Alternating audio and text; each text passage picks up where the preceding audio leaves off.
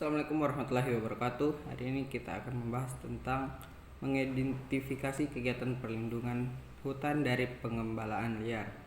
Perlindungan hutan menurut Peraturan Pemerintah Nomor 45 Tahun 2004 Bab 1 Pasal 1 adalah usaha untuk mencegah dan membatasi kerusakan hutan, kawasan hutan dan hasil hutan yang disebabkan oleh perbuatan manusia, ternak, kebakaran, daya-daya alam, hama dan penyakit, serta mempertahankan menjaga hak-hak negara, masyarakat, dan perorangan atas hutan, kawasan hutan, hasil hutan, investasi, serta perangkat yang berhubungan dengan pengelolaan hutan.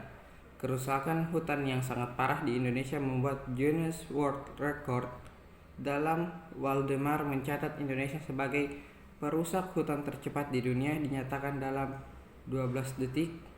Hutan seluas lapangan sepak bola lenyap di bumi Indonesia. Salah satu penyebab terjadinya kerusakan hutan adalah ternak, yang mana beternak merupakan usaha yang sangat penting bagi sebagian masyarakat petani di daerah pedesaan. Contohnya sebagai sumber makanan, sumber pendapatan, sumber pupuk, dan lain-lain.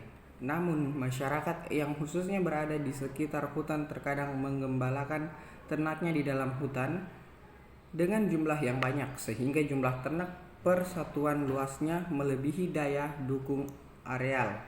Pengembalaan seperti ini yang disebut dengan pengembalaan liar atau illegal grazing. Kerusakan hutan akibat pengembalaan liar dalam hutan dapat menyebabkan seluruh pohon mati, bahkan dapat menimbulkan erosi tanah. Derajat kerusakan yang diderita hutan tergantung pada jenis serta jumlah ternak, intensitas pengembalaan, dan jenis pohon penyusun hutan. Jenis pohon berdaun lebar lebih disukai ternak daripada yang berdaun jarum.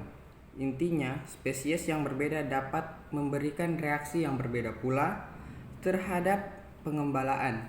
Dalam rangka melindungi kerusakan hutan akibat pengembalaan liar, perlu adanya identifikasi permasalahan di alam maupun di sekitar hutan. Dengan mengetahui faktor-faktor penyebab terjadi pengembalaan liar akan memberikan jalan keluar atau solusi untuk melakukan kegiatan perlindungan hutan.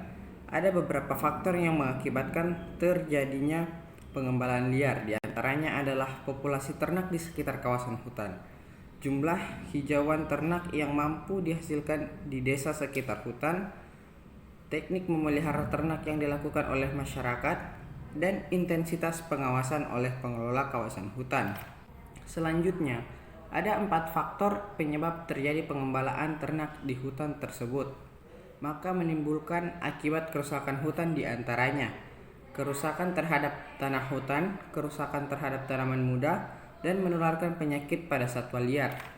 Dengan hasil identifikasi kegiatan perlindungan hutan dari pengembalaan liar, maka dalam upaya mencegah terjadinya kerusakan hutan dapat dilakukan dengan cara pendekatan terhadap masyarakat di sekitar hutan.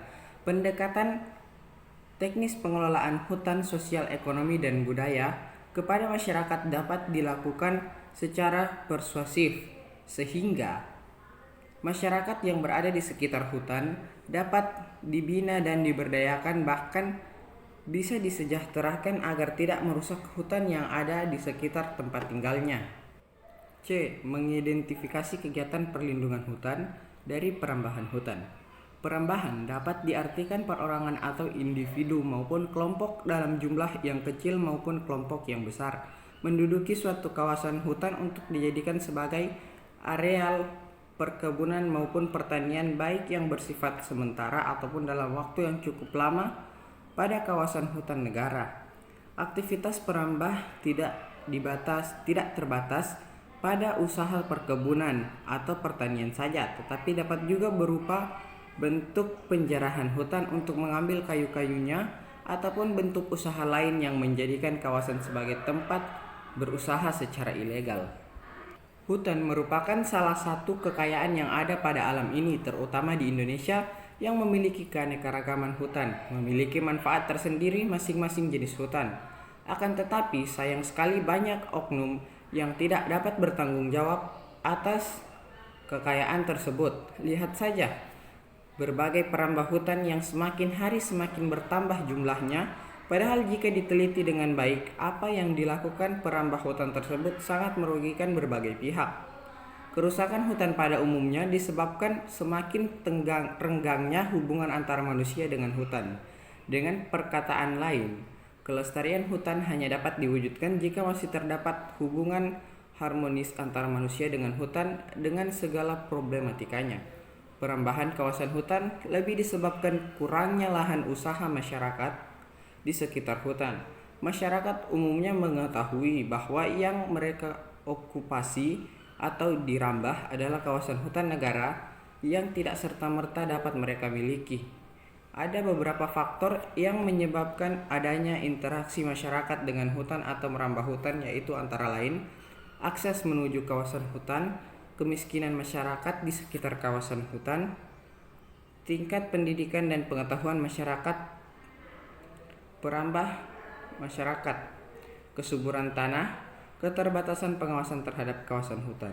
Dalam upaya menyelamatkan kawasan hutan dari kegiatan perambahan oleh masyarakat melalui koordinasi dengan instansi-instansi serta pihak-pihak terkait telah melakukan upaya baik preventif atau represif.